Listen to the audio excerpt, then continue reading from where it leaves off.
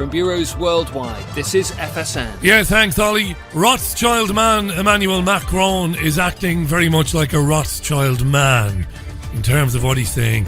Minimum wage for Europe, military alignment in Europe, fiscal taxation alignment in Europe. That's what the Rothschild man Macron wants. We know that, and Merkel. Maybe not so much of that on today's programme. Anyway, hope you're well and you've had a good Tuesday thus far. You can tweet me at any time between now and the end of the show. As usual, it is at Richie Allen Show. Look forward to hearing from you. Welcome back to the most listened to independent radio show in Europe. It's your Richie Allen Show.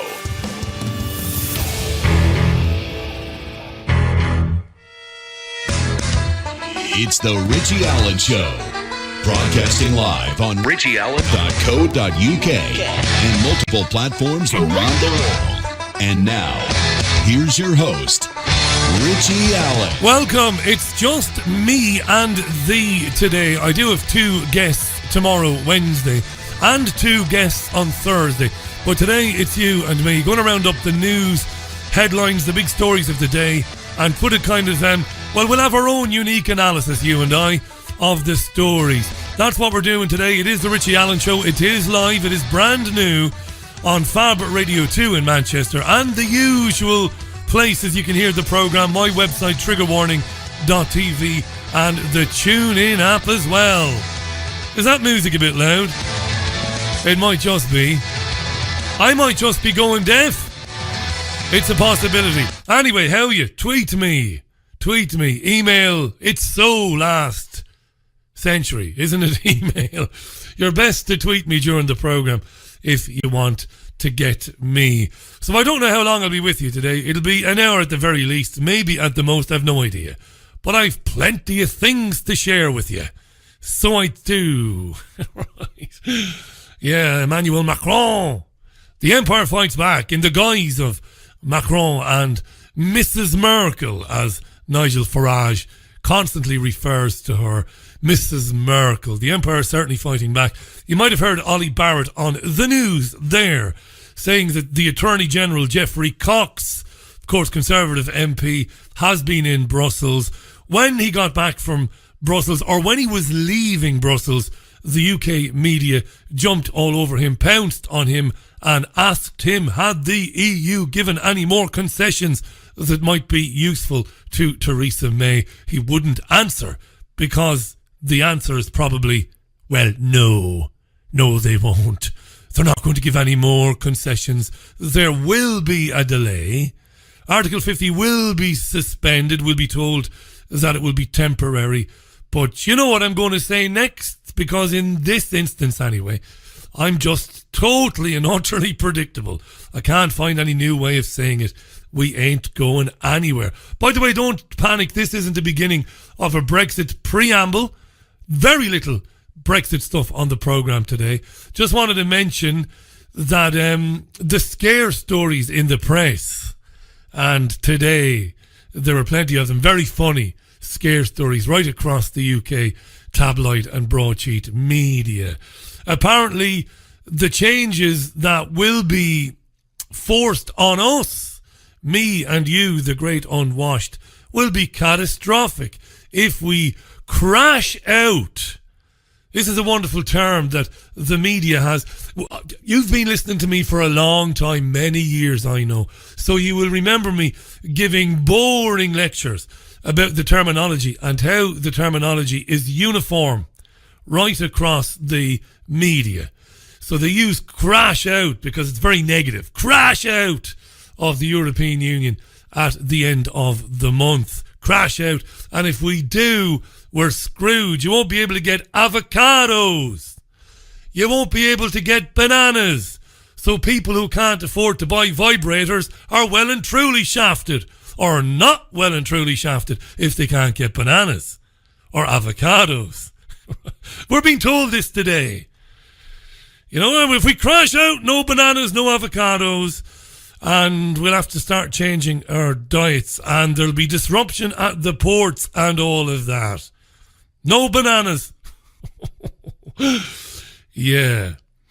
Right, so here's a story that, to be fair to one or two of our media friends, or frenemies, or enemies, have been running with, and it's about Eurostar. Now, Eurostar has reported a record financial performance for 2018, and Eurostar has also said in the same breath, we don't expect any Brexit problems, no matter what, even if there's a no-deal scenario. Passengers, don't worry your little arses. There's going to be no problems in the event of a no-deal. And by the way, I have to repeat this, Eurostar said record financial performance for 2018. Dear listener, I want you to keep that in mind now. Hold on to that little fact, right? Keep it in mind. Record performance. The company distanced itself from a Department for Transport leaked memo, which warned last month, you might remember, that extra passport checks under a hard Brexit could cause queues of up to 15,000 people a day at King's Cross in London. They'll be queuing all the way out to Wembley. All that old fear-mongering old bollocks. So that's what they've been saying anyway. Brexit preparations are going really well, says Eurostar, and we expect no matter what to maintain services on the existing basis, timetable and terms and conditions. Now, the chief executive of Eurostar is a man called Mike Cooper, and he was on BBC Radio this morning, and the interviewer did everything she could to insinuate that Eurostar passengers would suffer in a no-deal Brexit scenario, despite his repeated assurances that they would not. This is interesting listening. Eurostar Chief Executive Mike Cooper, live on BBC Radio 5 with none other than Rachel Burden, one of our old friends in the media. Interesting. So we're in a good position going into Brexit. I think 24 days and counting. Still work to be done, of course, but no, I'm reasonably confident. Would it be better for you to have this resolved by the end of this month? Or would you prefer to see an extension in order to iron out the creases and go for a better deal, whatever that may be? We're focused on the end of the month. As I say, we've got our safety certification in place. We've got operating licenses in place. And we've got a resolution in terms of our e-gates in our stations. So we're ticking off the list, and I think it helps give us focus, the fact that we have this target of March the 29th. So we're in a strong position, still work to be completed. No guarantees, clearly, because we're reliant on third parties, but people are engaging with us, and I'm impressed with the sense of determination to get a resolution and to keep the trains running. Are you building in extra time for passport checks and customs checks? She just won't let it go, will she, Rachel? Checks. At the moment, there's no change to the timetable. No, we're expecting to be able to process effectively, but clearly, you know... But if there was no deal, that would have to change, wouldn't it? He's just said already, and he said earlier on, everything is hunky-dory, don't worry about it. Well, we can flex. We're used to operating in uncertain times. Given the levels of communication we have with our customers, we can advise people of any potential changes. But as it stands at the moment, the timetable stands. Sales are good. If I look at sales post March 29th this year and compare it to 12 months ago, we're actually well ahead of the game. So that's interesting. The consumer doesn't seem to be freaked. The consumer doesn't seem to be freaked. That's interesting, says Rachel Burden. He said the sales are good, keep it in mind. She's not given up, this presenter. No matter what he says, she's not given up. What advice would you give then to people travelling post-March the 29th? And clearly that date may shift, but let's go with that for the moment. Do they need to build in extra time to their itinerary? Will they need to bring any extra paperwork with them? And so on. He's just fucking told you, no, you daft bint. How many other ways can he find to tell you? No, it's all going to be fine, love. Stay close to Eurostar.com, and we'll keep people advised. Yeah, and you can't say for certain at the moment. That's the bottom line. There can be no certainties at the moment, but we're in a strong position given the plans that we have, and given the sense of engagement that we've seen as well from London, from Paris, from Brussels, from the governments there, and also from the European Commission. Last month, the Financial Times. Right, she's going to talk now about the Financial Times, which ran a piece which said, in the event of a no-deal Brexit, passengers travelling on the Eurostar were going to be well, faced with horrifying queues and checks and all the rest of it. So she's going to mention this. Times cited a confidential assessment drawn up by the government which warned of long queues at London's St Pancras International Station if there was a no-deal Brexit, and a potentially a 40 to 60% reduction in Eurostar services if there was no deal. Extremely misleading. It worked on quite a naive assumption, I think, that neither Eurostar nor the governments would undertake any action to mitigate that impact. Fantastic. Totally misleading article, which was based on the assumption that we would sit on our hands, or we would twiddle our thumbs, or we would play conkers and do sod all while all of this was happening. It's thoroughly debunked, that claim by the Financial Times that you've got chaos at the ports and at the Eurostar check-ins. He's just wiping her out here. We've got robust contingency plans in place, and that's simply therefore not the case. Yeah. Okay. So, she doesn't believe him, though. Okay. So it sounds like you're not having any sleepless nights at all. You're perfectly happy with how everything's going. She catches on fairly quickly, eh? Perfectly happy by any means. You know, when you transport getting on for 1 million customers across borders every single month, it's clearly meat and drink in terms of the business to us. And no, I'm not. We've got to be. There's work still to be done. We've got to remain attentive. We've got to keep people engaged, keep people focused, and keep people targeted on March the 29th. Good man. Mike Cooper, the chief executive of Eurostar. Now, it's interesting that, right? In light of the scare stories about the madness that we'll be plunged into, this post-apocalyptic world that will be our reality on the 1st of April, ironically, right?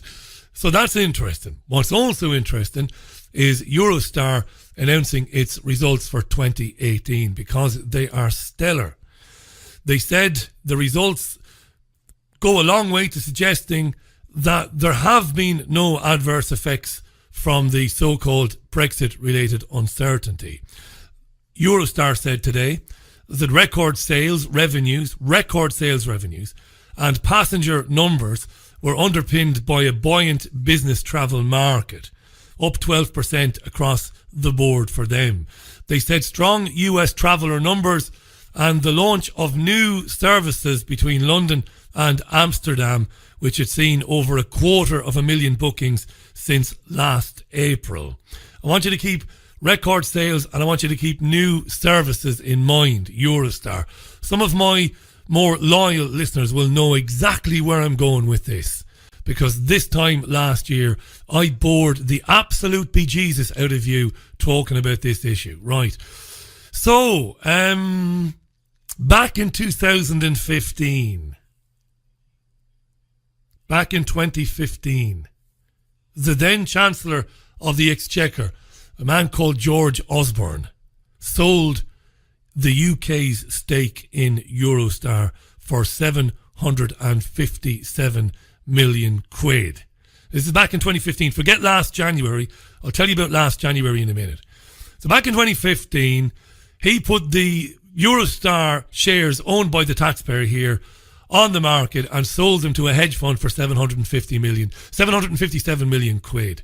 If you think back to then, I kicked off about this for weeks. I never stopped shouting about it, kicking off about it, crying about it, to the point that I was getting genuine emails from people, including people in the business of making radio programs, who were saying to me, you've got to let it go, Richie. It's repetitive. You're starting to bore yourself now. And I agreed. So I stopped.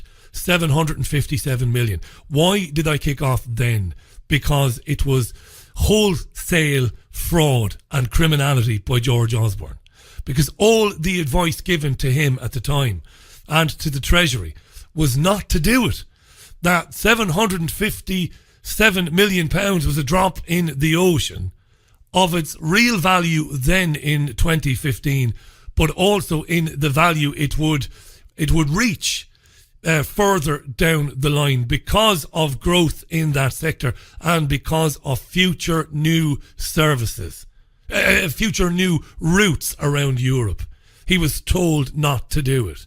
He was advised by everybody not to do it. Every financial expert, not only in politics, but outside politics and in academia, said this is borderline insanity to sell the UK stake in it. The Shadow Transport Secretary at the time, Lillian Greenwood, said it was unacceptable and that the taxpayer would never recoup the investment. Mick Cash, the General Secretary of the RMT Union, said, however you dressed this up, the fire sale of the UK's Eurostar stake before the election has cost the taxpayer billions in wasted investment and lost future profits, sold off to a hedge fund. It could be making money for the Treasury today, annual dividend, etc. It's gone forever. I submit to you that George Osborne was, is and always will be filthy. That stunk to high heaven. And at the time, you know, Labour shadow ministers bitched about it and demanded an inquiry into it. But they only did for a few days and then they went very quiet. George Osborne is filthy. And I'm talking about last year because this is going to be in the news again in the next few weeks. It isn't today, but it will be in the next few weeks. Remember last year, back in January, when I went on and on and on and on and bored you and made you cry because I wouldn't shut up about Carillion? Do you remember that? The massive scandal this time last year about the construction firm Carillion, which was getting government contracts, and how for 2 years the government was giving contracts to Carillion even though it was known that Carillion was finished. The public didn't know. The public hadn't a Scooby-Doo. But the government knew Carillion was screwed. It was absolutely finished. Profit warnings were being issued. Nobody else knew this, but they were still getting contracts from the government. Why is that relevant to Eurostar and to George Osborne? Well, giving contracts to a company that was going under. When those contracts were being issued, George Osborne was Chancellor of the Exchequer here in the UK. Now, when he left his job, when he was sacked, effectively when Theresa May, after the referendum, the EU referendum, Cameron resigned, May took the throne, she put her own people in, and Osborne was gone. Osborne went to work for an investment firm called BlackRock after leaving his job as Chancellor, and they gave him £650,000 a year for working 1 day a week. Now, here's the kicker. While George Osborne was Chancellor, BlackRock was making bets that Carillion was fucked. BlackRock was short-selling Carillion. They had inside information. While everybody else thought that Carillion was on the up and up, and while Joe Public was still buying worthless fucking shares in Carillion, BlackRock was short-selling it and making a killing. And then after Osborne left the Treasury, he went to work for BlackRock. Any chance maybe that there's a connection there somewhere? Maybe the job with BlackRock was a payoff, maybe? All right, move on. Nothing to see here. Please disperse. Nothing to see here, please. Please disperse. And nobody yet has put a figure in terms of how much money the UK taxpayer has lost in the contracts and the money given to the construction firm Carillion for private finance initiatives and for other public projects. Nobody has a clue. Think about that, right? While the government was giving them money, we now know the government knew the company was going to fail. BlackRock was short-selling the Carillion stock and making hundreds of millions of dollars. Later on, Osborne went to work for BlackRock, £650,000 a year for guaranteed working 1 day a week. Put that with Eurostar and everything else. If it was me, if it was you, you'd be in prison now. You'd be in prison. And last year I sent a copy of a show which was deleted by YouTube. Not one of the shows that was deleted when they deleted the channel entirely, but the show was deleted after I sent the show to the Metropolitan Police and asked them to investigate George Osborne, who's now working for the Evening Standard as the editor of that paper. I suggested at the time that any fraud investigator worth his or her salt would want to turn George Osborne upside down by the ankles and shake him just to see what might come out. 22 and a half minutes past the hour. This is the Richie Allen Show, live for Tuesday, March 5th, 2018. 2019. I'll tell you what, I'm going to take a tune now, and when we come back, we're going to talk about Donald Trump and the Democratic Congresswoman Ilhan Omar and her comments about the Israeli influence on US politics. Very interesting story. We'll get right into it after some music from The Who. Why not The Who, eh? Yes, and you can keep the tweets coming in. It's at Richie Allen Show on Twitter. Welcome to the programme. Great to be with you as always. Love this tune. It's Substitute. Music from The Who, Substitute on the Richie Allen Show Tuesday's programme. Thanks for joining me. Hi to Faisal, to Base Ninja. Hi to Liz Jones. How you doing, Liz? David tweets, I'm building a bunker at the bottom of the garden. Is 60 feet deep enough? Oh no, no more German cuisine in Tesco, says David. Don't know about that. Hi to Maharg as well. And to Celia. How you doing, Celia? A lot of tweets coming in there. Forgive me. Got to scroll back through them. Hi to Paul Alawi. How you doing, Paul? Strong and Cable as well. A lot of comments on the George Osborne story there. Carillion, but of course Eurostar and its announcements of record profits last year. Profits which could be going into the Treasury coffers, but they won't be because it was sold by George Osborne for a song back in 2015, Criminality. Delroy tweets, Richie, the World Health Organization never did anything good, he says. Speaking about the WHO, I see where you're going with that, the WHO. Did speak a bit about the World Health Organization yesterday and plans to crack down on anti-vaccine information being put out in the UK online. I'm going to get into that in greater detail this week. I think it'll be on Thursday. Hi to Jason as well. A metal version of the Who Substitute by a band called Great White. I remember a band called Great White. They were an 80s heavy metal band, weren't they, if I remember? I think they were. 27 and a half minutes past the hour. Time to move on. The US President Donald Trump has said Democratic Congresswoman Ilhan Omar's latest controversial comments about the US-Israel relationship represent a dark day for the Middle East country. It's a dark day for Israel, said Donald Trump, because Ilhan Omar, the Democratic Congresswoman, the first one from Somalia, which is not from Somalia, second generation, third generation. She's the first Somali American elected to Congress. She's been talking about the Israeli influence, and she's been forced to defend herself when she tweeted about being pressured to pledge allegiance to Israel. I want to talk about the political influence in this country that says it is okay for people to push for allegiance to a foreign country, she told an audience in Washington on Wednesday. She doubled down on her comments on Sunday, tweeting that she should not have to have allegiance or pledge support to a foreign country in order to serve in Congress. Late on Monday evening, Trump tweeted, Representative Ilhan Omar is again under fire for her terrible comments concerning Israel. Jewish groups have just sent a petition to Speaker Pelosi asking her to remove Omar from Foreign Relations Committee. A dark day for Israel, said Puppet Trump. Yeah. What did she say? She wanted to talk about political influence in the US and being asked to pledge for Israel. She said on Monday, yesterday, I'm told every day that I am anti-American if I am not pro-Israel. I find that to be problematic. And I am not alone, she said. I just happen to be willing to speak up on it, and yet I find myself open to attacks. Last month, she apologised after facing widespread bipartisan condemnation for a tweet in which she said Jewish money was behind congressional support for Israel. Well, it is, of course, but she apologised inexplicably. So they're out together, which means she's probably a goner.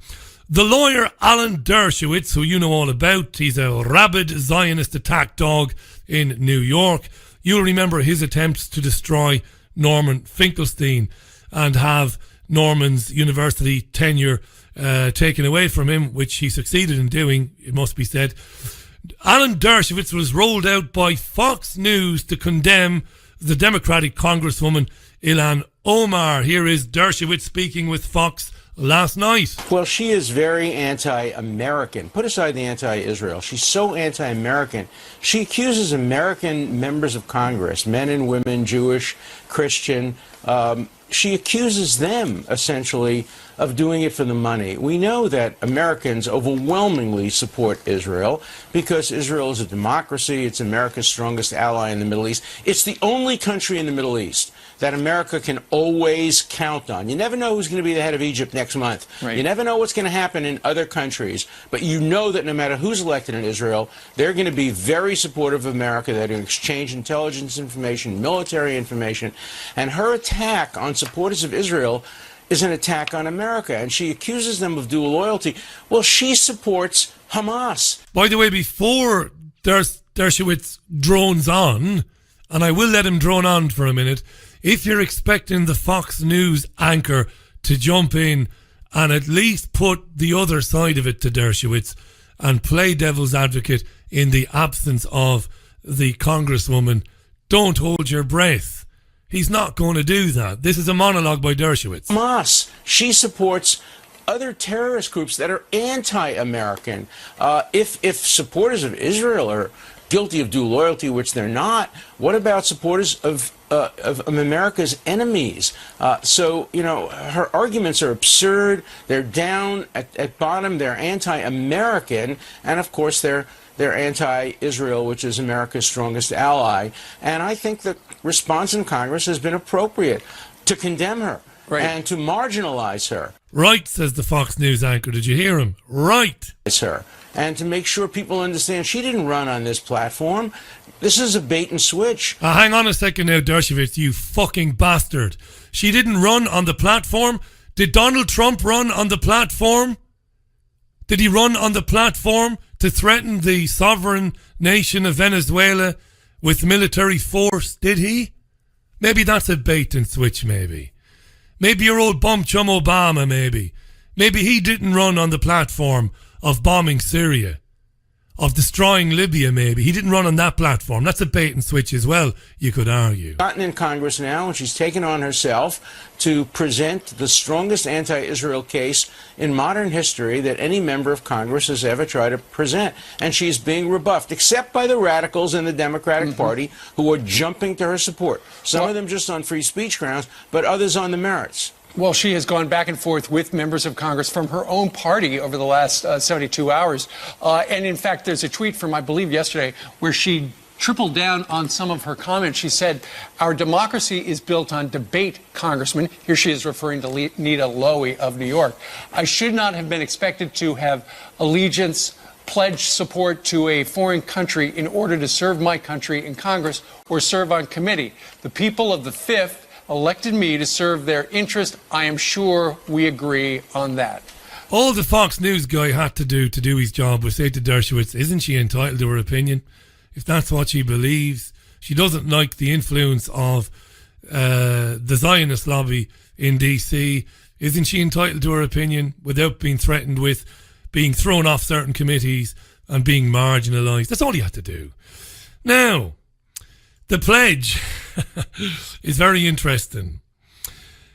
That's what Ilhan Omar tweeted. "Why am I being asked to pledge support to Israel to serve on committees?" Now, Dershowitz, lying pathologically, says that nobody has to sign any pledge or agree to support Israel. That's what he says next. No, nobody has to take a pledge of any kind of pledge to serve in Congress in the United States. But she told her constituents when she ran that she would support America, and she is not. She is supporting America's enemies and undercutting American values. You know, the fact that she supports enemies of America and doesn't look herself in the mirror and say, my God, if I'm accusing people of dual loyalty, where are my loyalties? Are my loyalties to America or are my loyalties to the Palestinian Authority, to Hamas, to Hezbollah? I'm not accusing her of dual loyalty. She has the right to express support for enemies of America. That's part of her role as a free person in Congress. But for her to accuse Jewish members of Congress and non-Jewish members of Congress of dual loyalty because they support America's allies, would you accuse somebody of dual loyalty if they supported England, if they supported France and other American allies? It's the worst canard, and it really goes back to some of the anti-Semitic tropes of the early 20th century and late 19th century, and she ought to be ashamed of herself. They're not supporting Israel or Israel's right to be there. They're taking money vicariously through shell companies and fake organizations, which we're going to hear about in a minute. Organizations which are in fact the American-Israeli Public Affairs Committee, AIPAC. They're taking that money in order to do, in return for promoting what Israel wants and making sure that Israel gets what it wants from the United States government. It's not about supporting Israel at all. Do you want to know how it works? I did an interview 4 years ago with Cynthia McKinney, two-term Georgia Congresswoman. You'll know, of course, who she is. The first African-American woman to win a seat from Georgia. It was startling what she said to me 4 years ago. Not for me, because I'd been hearing this for years, but for the audience at the time, it was startling. Again, this was deleted by YouTube, but the whole interview is available on Podomatic even, and iTunes. It had been viewed on YouTube nearly 3 million times before it was deleted. That's how much traction it got, because for so many people, it was the first time they'd ever heard just how the Israeli lobby works in Washington, D.C. Here it is, Cynthia McKinney talking about what the Zionist lobby does to new congressmen and women in Washington, D.C. Just listen to this. I tell you what was an eye-opener for me during my very first campaign was the American Israel Public Affairs Committee, because I had never seen anything like what I experienced with them was sheer torture. What happened was I received a fax from them, and the fax said it was like a pledge, and I needed to, sign my name and send it back to them, and they would keep a record, that you made this pledge that you were going to support Israel. And so it had some stipulations on there, military superiority, aid, what else? Oh, Jerusalem was the capital city. And I said, I'm not even sworn in yet. Can you give me a chance to get involved, to get inside the system, learn the issue, and then I'll get back to you? Common sense. Common sense, maybe, but not political practice. I was hounded from that moment on, whether it was a women's organization or an environmental organization. What I learned was that the operatives for the Israeli lobby, they control women's organizations, environmental organizations. It really didn't matter what peace organizations, everything is a fraud. And so I would say, okay, I want to get your endorsement from the environmentalists or the women's organizations. And I would get a call saying, well, did you sign the pledge? Now, this ostensibly is from a women's organization. I'm a woman. I'm the only woman running. Yeah.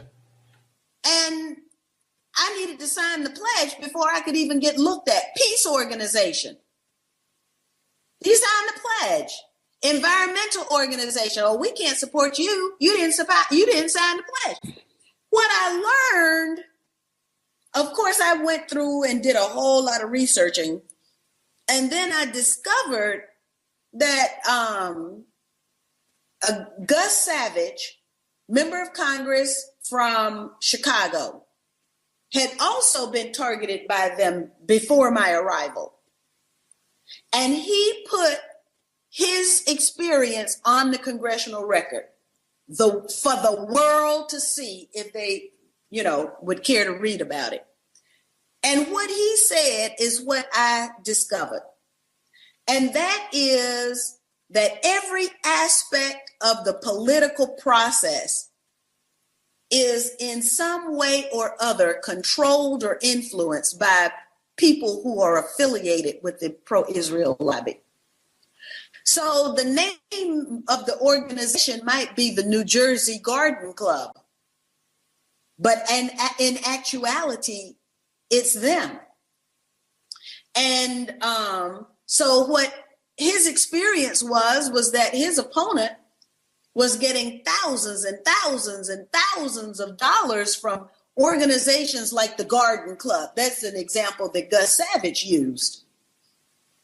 And he started investigating to say, well, why is the New Jersey Garden Club contributing money to my opponent in Chicago?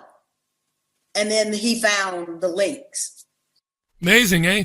So you've got benign sounding organisations like women's groups, peace groups, environmental groups, gardening societies, whatever, coming to brand new congressmen and women and offering support.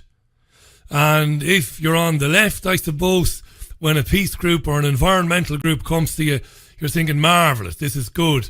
They'll endorse me, they'll help me raise some very necessary funds or funding for future campaigns. But no, in reality, they are front groups for the American Israeli Public Affairs Committee. And what she was experiencing, she discovered that Gus Savage before her had experienced. Shocking, sinister in the extreme, the Israeli lobby. And for unmasking this herself and for going to bat against it, Cynthia McKinney ultimately paid the price, didn't she? And that's what happened to me. I had people from all over the United States sending money to my opponent at the word. And then we were able to come by a letter where the person who was soliciting funds for my opponent said she's not friendly to Israel. I had one person to write a letter. He was writing a letter all over Georgia. And that letter said, when we go to her office, we are received very well. And she always meets with her constituents. She votes very well on our issues. We have no complaint with her representation except for Israel. And for that reason, this person was writing a letter saying, for that reason, he wasn't going to support me and was asking the people who received the letter not to support me either. What level of how I'm struggling for the words here because it's extraordinary. This, how many men and women in the United States who take an interest in current affairs would know that goes on, Cynthia? I would guess it's very, very small. It's very small, and that's why they are able to get away with it. So what I did was I went public. I would have people call me up. Like I had this one guy, he's a comedian. He called me up and he said, I'd like to do a fundraiser for you.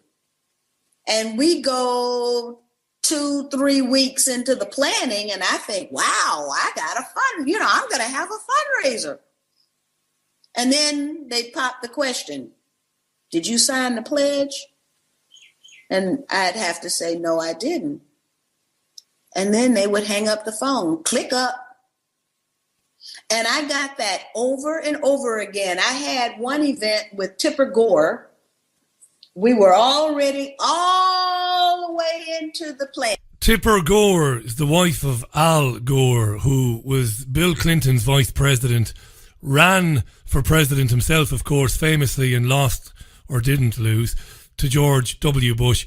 And he's the guy who made the famous film about climate change, An Inconvenient Truth. So his wife was a pretty important power broker, and they were ready to do a fundraiser. Listen to Cynthia here. All the way into the planning. And lady had offered to host it at her house. We're all the way in, invitations in the mail, out, gone. And then she asked me, did you sign the pledge? So now I've got Tipper Gore coming to town.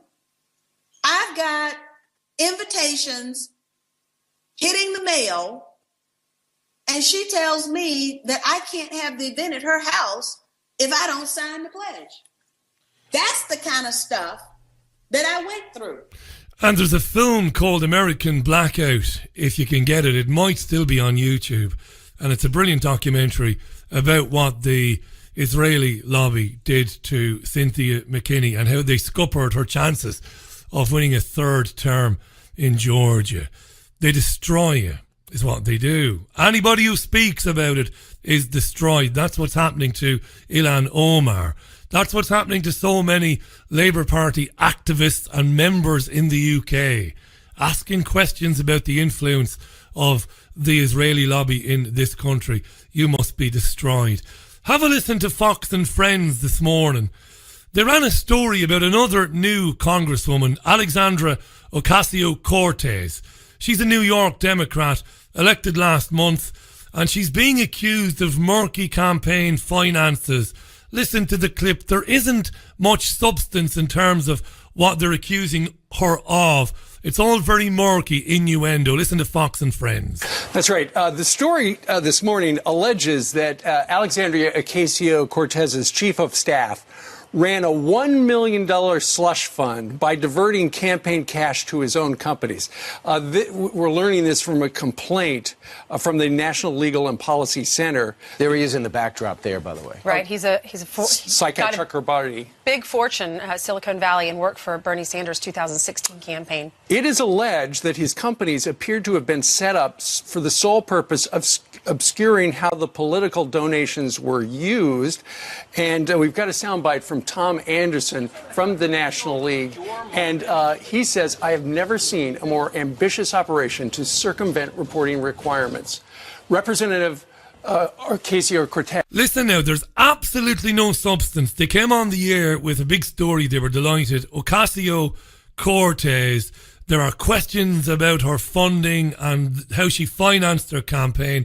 And nothing they've said yet has any substance to it. It's all footsteps in the night and whispers and innuendo. Listen, it doesn't get any better. Ocasio-Cortez has been quite vocal in condemning so-called dark money, but her own campaign went to great lengths to avoid the sunlight of disclosure. That's the group that filed this complaint yesterday with the FEC. The reason for this is apparently, you have the political action committees, and he had two of those under his name. He established these two, and there was $885,000 in these PACs that was moved over to private companies, which he also controlled. Right. It's all about disclosure. In PACs, you have to disclose money, but there's nothing in this. Now, there might be something in it. I don't know, but listening to these guys, there's nothing in it. LLC, a company that, unlike the PACs, is exempt from reporting all of his expenditures over $200, and this is way over $200. So Congresswoman Alexandria Ocasio-Cortez. Yeah, right. So she parked some money possibly in a company that isn't obliged to disclose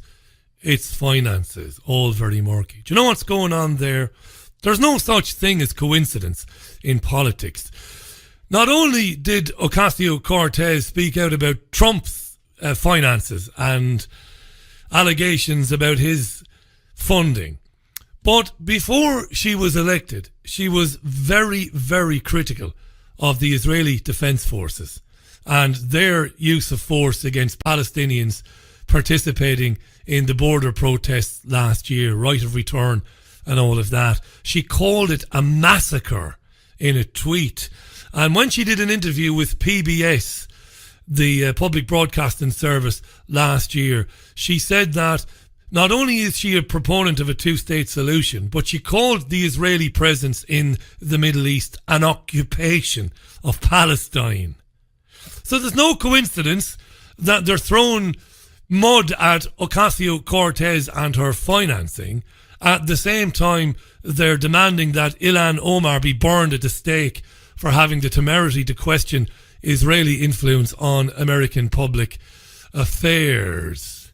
No coincidence. And in the New York Times today, in an article in the New York Times today, to the credit of the New York Times, a newspaper I wouldn't ordinarily have much time for, they write, today AIPAC, the American Israeli Public Affairs Committee, boasts 17 regional and satellite offices, a gleaming headquarters, near the capital, and an annual budget so hefty that its chief executive earned more than $1 million in salary and benefits in 2016. Here's the kicker. Travelling to Israel on a trip financed by AIPAC is practically a rite of passage for freshman members of Congress. So if you're a new congressman and congresswoman, you'll be packed off for a holiday to Israel for a bit of re-education. In The Nation magazine recently, M.J. Rosenberg, a Jewish man who worked for AIPAC in the 1980s, said AIPAC's political operation is used precisely as Representative Ilhan Omar suggested, including during policy conferences when members gather in side rooms, nominally independent of the main event, to raise money and to decide which candidate will get what. It's exactly what Cynthia McKinney told me 4 years ago. Moving on. The chief police officer in the UK, the Met Police Chief Cressida Dick, has said that there is a link between falling police numbers and a rise in violent crime. This is after a spate of stabbings this year and last year. 2 17-year-olds killed in the last few days in London and Greater Manchester. Theresa May said that there isn't a link between dwindling police numbers and stabbings. Cressida Dick told LBC Radio this morning, in fact, there is a link. Here she is speaking with a guy called Nick Ferrari. When Mrs May says there is no link between austerity measures and cuts and the level of crime we're seeing, is she right? I think if you went back in history, you would see examples of when police officer numbers have gone down and crime has not necessarily risen at exactly the same rate in the same way. But I think what we all agree on is that in the last few years, police officers' numbers have gone down a lot. There's been a lot of cuts in other public services. There's been more demand for policing, and therefore there must be some link. And I have consistently said that there is a. The Prime Minister is wrong. There is a link. I agree that there is some link between violent crime on the streets, obviously, and police numbers. Of course, there is, and I think everybody would see that. That's why I asked the year before last to get more money and to have more officers, and was given a small amount. This last year, I've been given more. So what I'm doing at the moment is recruiting. And I'm recruiting 3,000 officers this year. Now, of course, it'll take a while to get them in, to get them trained and to get them experienced. But I absolutely agree, and again have said, we must have more officers on the streets of London. So she must reverse her policy?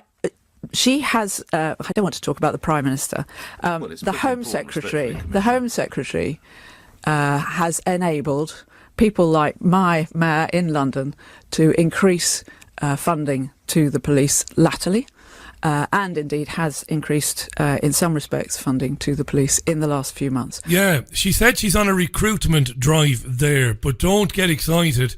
There's no job for you unless you are female, LGBT, black or Asian. If you're not, don't apply, because that's who they want. This was reported 3 weeks ago across the media. They're implying positive discrimination to make the force more diverse. It is absolutely crazy. What kind of fuckery is this? It's absolute fuckery. You give somebody the job and you put them into training based on their ability, not on what they look like, their religious belief, their colour or their sexual orientation. I think the police are being devastated to allow the privatisation of it. Military contractors and security firms will eventually run the police in the future. Watch the first 20 minutes of RoboCop. Seriously, it's seriously coming down the line. Destroy it in order to pave the way for privatisation after a public outcry. You know, children have been stabbed, and I can't imagine what their parents must go through. What do politicians do? Well, they cash in on this sort of thing and they exploit the grief of the families that are left to deal with the devastation. And we're going to hear a bit of world-class grandstanding now from none other than Fishwife-in-Chief Stella Creasy, the Labour MP at Westminster yesterday. This is a detestable woman. Listen to her carry on at Westminster, grandstanding and reading the names of people who have been stabbed in the UK of late. Listen to this. Jodie Chesney, Charlotte Huggins, Tudor Simonov, Nedim Bilgin, Lajine Richards, Dennis Anderson, Alini Mendez, Simbozo Aretha Mula, Sarah Ashraf, Asma Begum, Camille Malzi, Bright Akinyele, Glendon Spence, Shay Morrison, David Lopez Fernandez, Kamal Gibberdon Lynch, Brian Wheeland, Jaden Moody. I'm not sure that that is a complete list of everyone who has been killed by a knife in London this year alone. But I can tell the Home Secretary that the task force, the consultations, the more reports isn't working. What on earth will it take for him to recognise this is an emergency that requires an emergency response? Oh my God! Won't somebody please think of the children? George Burns once said, didn't he, the comedian, and I paraphrase, if you can fake sincerity, you've got it made. Creasy was trying to force tears from her eyes in her tirade yesterday and couldn't manage it. A thoroughly despicable character, but then that's what politicians do. They grandstand and they exploit the grief and the misery of others. Creasy, by the way, is the Muppet who wants to make misogyny a hate crime. She's a virtue signalling world champion, is Stella Creasy. That's about it. That's all I've got time for today.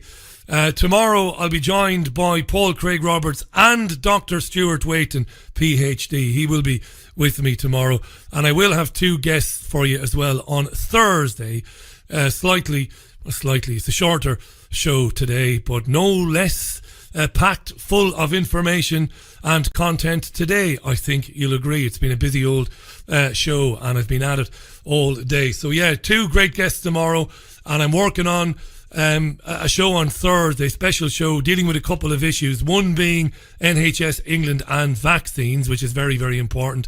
And I also want to talk, well, I won't say because I want to get into it on Thursday. I've got a bit of preparation to do. That's pretty much it. Thanks for listening. The programme will be available on iTunes, Spotify and the usual places real soon. It'll also be on YouTube as well later on. Do share it when you see it.